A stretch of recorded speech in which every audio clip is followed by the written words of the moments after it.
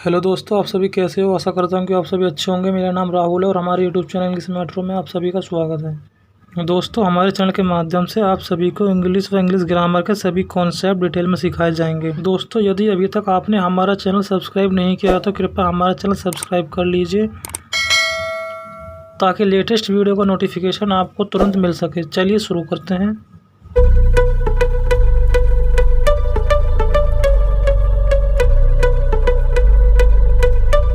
Adverb अर्थात क्रिया विशेषण।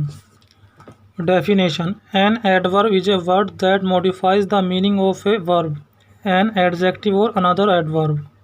अर्थात जो शब्द किसी क्रिया या विशेषण या क्रिया विशेषण की विशेषता बताएं वह क्रिया विशेषण कहलाता है। जैसे the girl is very beautiful, the boy runs fast, the boy runs very fast. उपयुक्त उदाहरणों में very beautiful, fast and very fast क्रिया विशेषण हैं। आगे बढ़ते हैं। काइंड्स ऑफ एडवर्ब अर्थात क्रिया विशेषण के प्रकार। There are 3 types of adverb. क्रिया विशेषण 3 प्रकार की होती हैं। फर्स्ट, सिंपल एडवर्ब अर्थात सरल क्रिया विशेषण। सेकंड, रिलेटिव एडवर्ब अर्थात संबंधसूचक क्रिया विशेषण। थर्ड, इंटरोगेटिव एडवर्ब अर्थात प्रश्नसूचक क्रिया विशेषण। चलिए इनको डिटेल्स में आगे समझते हैं। फर्स्ट, सिंपल एडवर्ब अर्थात सरल क्रिया विशेषण। It denotes the time, place, frequency, manner, degree, quantity, reason, affirmation and negation। अर्थात इसके द्वारा समय, स्थान, बारंबारता, रीति या विधि, परिमाण या मात्रा, स्वीकृति तथा निषेध को दर्शाया जाता है। There are 9 types of simple adverb अर्थात सरल क्रिया विशेषण 9 प्रकार के होते हैं। First, simple adverb of time. It denotes the time अर्थात जिस एडवर्ब से समय का ज्ञान होता है उसे एडवर्ब ऑफ टाइम कहते हैं। जैसे first, he goes to school daily अर्थात वह रोज़ाना स्कूल जाता है। सी केम यस्टरडे वह कल आई थी। Third, Monu will go tomorrow Monu कल जाएगा। Mohan got up late Mohan late उठा था। इन वाक्यों में डेली, यस्टरडे, टुमारो, लेट सभी शब्दों से समय का ज्ञान होता है अर्थात यह सिंपल एडवर्ब ऑफ टाइम है। चलिए सेकंड पढ़ते हैं। Simple adverb of place. It denotes the place अर्थात जिस एडवर्ब से स्थान का ज्ञान होता है उसे एडवर्ब ऑफ प्लेस कहते हैं। जैसे ही स्टूड देयर वह वहाँ खड़ा था। सेकंड, शी केम हियर वह यहाँ आई थी। थर्ड, प्लीज़ गेट आउट कृपया बाहर जाइए। Fourth, they will go in the class वे कक्षा में जाएंगे। इन वाक्यों में देयर, हियर, आउट और इन सभी शब्दों से स्थान का ज्ञान होता है अतः यह सभी सिंपल एडवर्ब ऑफ प्लेस हैं। चलिए आगे बढ़ते हैं। थर्ड है simple adverb of frequency. It denotes the frequency जिस एडवर्ब से बारंबारता का ज्ञान होता है उसे एडवर्ब ऑफ फ्रीक्वेंसी कहते हैं। जैसे फर्स्ट, ही ऑफन फेल्ड वह अक्सर फेल हुआ। Second, he sometimes visit me वह कभी कभी मुझसे मिलता है। Third, she always goes to school वह सदैव स्कूल जाती है। Fourth, she regularly goes to office वह नियमित रूप से ऑफिस जाती है। इन वाक्यों में often, sometimes, always, regularly in सभी शब्दों से बारंबारता का ज्ञान होता है अर्थात यह सिंपल एडवर्ब ऑफ फ्रीक्वेंसी हैं। आगे बढ़ते हैं। Fourth, simple adverb of manner.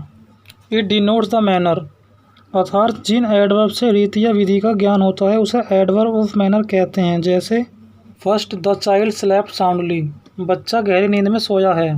Second, she danced beautifully अर्थात उसने बहुत अच्छे से डांस किया। Third, the horse run fast घोड़ा तेज दौड़ता है। फोर्थ, दे ब्रेवली फेस्ड बैड टाइम अर्थात उन्होंने बहुत बहादुरी से खराब समय का सामना किया। इन वाक्यों में साउंडली, ब्यूटीफुली, फास्ट, ब्रेवली इन शब्दों से रीति या विधि का ज्ञान होता है अतः इसे एडवर्ब ऑफ मैनर कहते हैं। चलिए आगे बढ़ते हैं। Fifth, simple adverb of quantity. It denotes the quantity अर्थात जिस एडवर्ब से मात्रा का ज्ञान होता है उसे एडवर्ब ऑफ क्वांटिटी कहते हैं। जैसे आई एम फुली प्रिपेयर्ड अर्थात मैं पूर्ण रूप से तैयार हूँ। Second, the sea is very stormy समुद्र बहुत ही तूफानी है। Third, today I have much work आज मुझे बहुत काम है। Fourth, I will finish this work by doing little by little अर्थात मैं यह काम थोड़ा थोड़ा करके फिनिश कर दूंगा। इन वाक्यों में fully, very, much, little by little सभी शब्द क्वांटिटी का ज्ञान कराते हैं अर्थात ये सिंपल एडवर्ब ऑफ क्वांटिटी हैं। चलिए आगे बढ़ते हैं। 6 simple adverb of reason. It denotes the reason, अर्थात जिस एडवर्ब से कारण का ज्ञान होता है उसे एडवर्ब ऑफ रीज़न कहते हैं। जैसे first he got up late therefore he missed the train, अर्थात वह लेट उठा इसलिए उसकी ट्रेन छूट गई। Second, she is not only intelligent but also beautiful, वह केवल इंटेलिजेंट ही नहीं बल्कि सुंदर भी है। Third, I was ill thus did not go to work today, मैं बीमार था इसलिए आज मैं काम करने के लिए नहीं गया। Fourth, I was busy that's why could not pickup your call, अर्थात मैं व्यस्त था इसलिए मैं आपका फ़ोन नहीं उठा सका। इन वाक्यों में देयरफॉर, बट आल्सो, दस, दैट्स वाई, इन सभी वाक्यों से कारण अर्थात रीज़न का ज्ञान प्राप्त होता है। अतः यह सिंपल एडवर्ब ऑफ रीज़न है।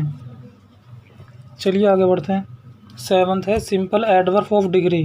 इट डिनोट्स द डिग्री, अर्थात जिस एडवर्ब से परिमाण का ज्ञान होता है उसे एडवर्ब ऑफ डिग्री कहते हैं। जैसे first, the water was extremely cold, पानी बहुत ही ठंडा था।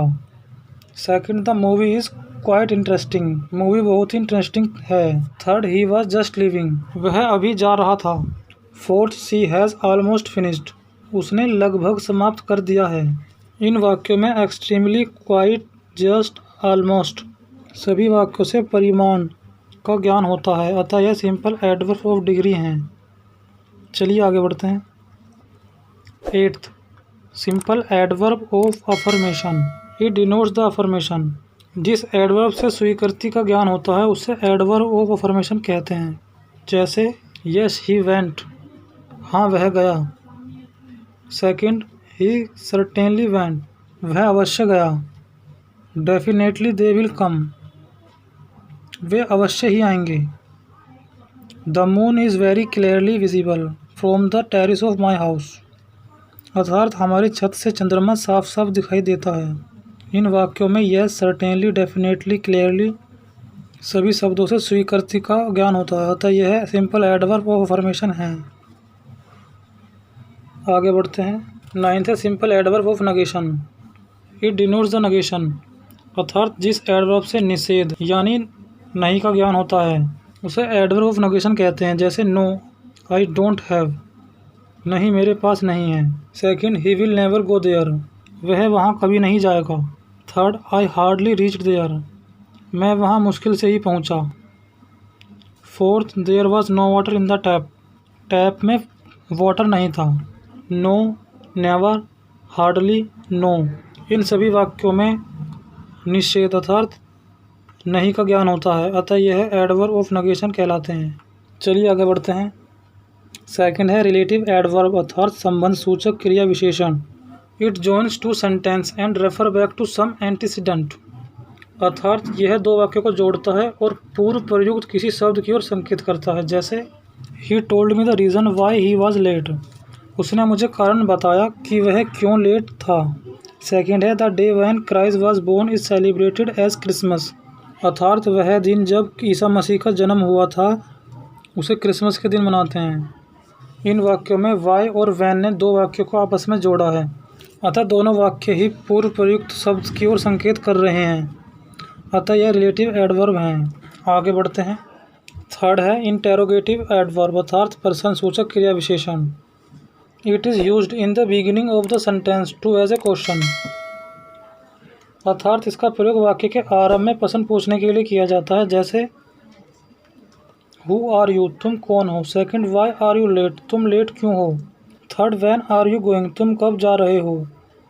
Fourth, how did you come here, तुम यहाँ कैसे आए। इन वाक्यों में हु, वाई, व्हेन, हाउ सभी इंटेरोगेटिव एडवर्ब हैं, अर्थात इनसे प्रश्न पूछा गया है। दोस्तों आज की वीडियो में सिर्फ इतना ही, फिर मिलेंगे आपसे नेक्स्ट वीडियो में नेक्स्ट टॉपिक पर। तब तक के लिए नमस्कार।